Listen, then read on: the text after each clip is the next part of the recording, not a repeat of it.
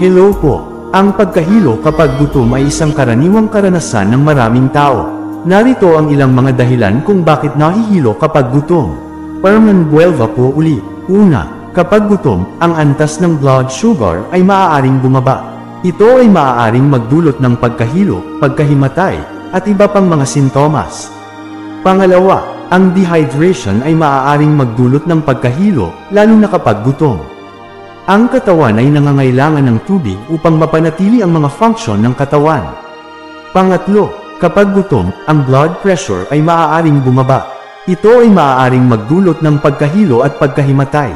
Ika-apat, ang kulang sa nutrients tulad ng glucose, protein, at iba pang mga mahahalagang nutrients ay maaaring magdulot ng pagkahilo.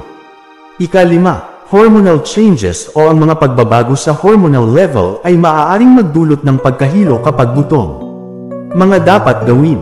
Una, kumain ng regular upang mapanatili ang antas ng blood sugar at maiwasan ang pagkahilo. Pangalawa, uminom ng sapat na tubig upang mapanatili ang hydration ng katawan.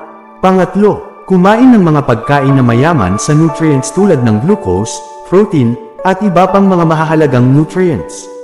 Ika-apat, iwasan ang mga pagkain na may mataas na sugar content upang maiwasan ang pagtaas at pagbaba ng blood sugar.